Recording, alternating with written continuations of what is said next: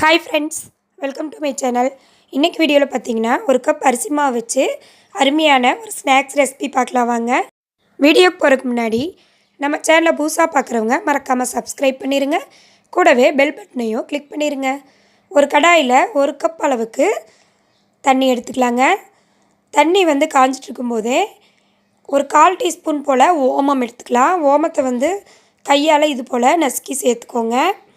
கூடவே 1/4 டீஸ்பூன் சீரகம், 1/4 டீஸ்பூன் மஞ்சள் தூள், 1/2 டீஸ்பூன் தனி மிளகாய் தூள் சேர்த்துக்கலாங்க. சேர்த்து இது நல்லா கொதி வரணும். பாருங்கள், ஓரளவுக்கு கொதி வர ஆரம்பிச்சிருச்சு. இந்த ஸ்டேஜில் இந்த ஸ்நாக்ஸுக்கு தேவையான ஒரு 3/4 டீஸ்பூன் அளவுக்கு பொடி உப்பு சேர்த்துருக்குறேங்க. சேர்த்து நல்லா கலந்து விட்டுருவோம். பார்த்திங்கன்னா நம்ம தண்ணி எடுத்த கப்பால் தான் ஒரு கப் அரிசி மாவு எடுக்க போகிறோம். ஒரு கப் அரிசி மாவுக்கு 3/4 கப் தண்ணி இருந்தால் சரியாக இருக்கும். பாருங்கள், தண்ணி நல்லா கொதிச்சிருச்சு. அதே கப்பில் ஒரு கப் அளவுக்கு அரிசி மாவு எடுத்துருக்கிறேன். இதை சேர்த்து அப்படியே நம்ம நல்லா மிக்ஸ் பண்ணிக்கலாம். அடுப்பை லோ ஃப்ளேம்லேயே வச்சுட்டு நல்லா கட்டி இல்லாதவாறு நம்ம நல்லா மிக்ஸ் பண்ணிக்கணுங்க. ஓரளவுக்கு கலந்து விட்டாச்சு. இப்போ இது கூட பார்த்திங்கன்னா 2 டேபிள் ஸ்பூன் கடலை மாவு எடுத்துருக்கிறேன். நான் கடையில் வாங்கின மாவு தான் சேர்த்துருக்குறேன். நீங்கள் பொட்டுக்கடலை கூட ஒரு 2 ஸ்பூன் சேர்த்து மிக்சியில் பொடி பண்ணிவிட்டு இதில் சேர்த்துக்கலாங்க. அடுப்பு கண்டிப்பாக லோ ஃப்ளேம்லேயே இருக்கணும். நல்லா கலந்து விட்டுடலாம்.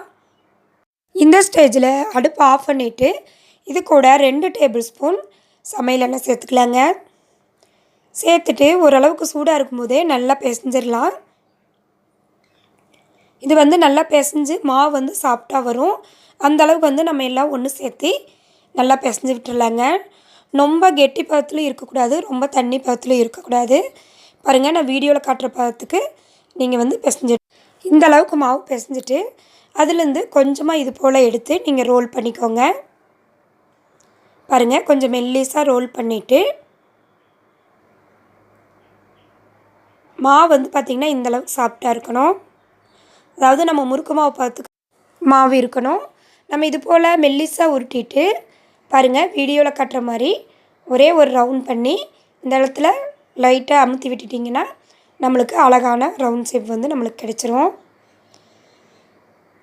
பாருங்கள், இது போல் ரவுண்டு முறுக்கு நம்ம கடைகள்லாம் பார்ப்போம். அந்த முறுக்கு தாங்க.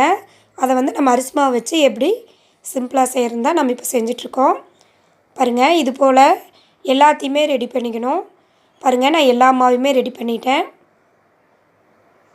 இனி ஆயில் ஹீட் பண்ணிக்கலாம். ஹீட் பண்ணிவிட்டு நம்ம ரெடி பண்ணி வச்சுருக்கிற முறுக்குகளை இதில் போட்டு பொரிச்சு எடுத்துக்கலாங்க. பாருங்கள், அப்படியே கொட்டிடக்கூடாது, உடஞ்சிரும். இது போல் ஒவ்வொன்றா எடுத்து ஆயிலில் போட்டுக்கலாங்க. நம்ம டக்குன்னு வீட்டில் அரிசி மாவு இருந்தாலே போதும், ஈஸியாக ஸ்நாக்ஸ் செஞ்சிடலாம். நம்ம இதுக்குன்னு கடைக்கு போக வேண்டியதில்லை, வீட்டில் இருக்கிற மாவு வச்சு சிம்பிளாக ஈஸியாக செஞ்சிடலாங்க. பாருங்கள், போட்டு நல்லா பொன்னிறமாக பொரிச்செடுக்கணும். இது போல் நம்ம ஒரு பேப்பர் போட்டோம்னா இதில் இருக்கிற ஆயிலெலாம் பேப்பர் எஞ்சிரும். பாருங்கள், நல்லா கோல்டன் ப்ரௌன் ஆகிடுச்சு. இனி நம்ம பேப்பரில் போட்டுக்கலாங்க. இது போல் நான் எல்லா முறுக்குகளையும் பொரிச்சு எடுத்துட்டேன். ரொம்பவே ஈஸியான டக்குன்னு வீட்டில் இருக்கிற பொருளை வச்சு ஈஸியாக ஸ்நாக்ஸ் நம்மளுக்கு ரெடி ஆகிடுச்சு. இந்த வீடியோ பிடிச்சிருந்தா சேனலை மறக்காமல் சப்ஸ்கிரைப் பண்ணிடுங்க. லைக் பண்ணுங்கள், ஷேர் பண்ணுங்கள், கமெண்ட் பண்ணுங்கள்.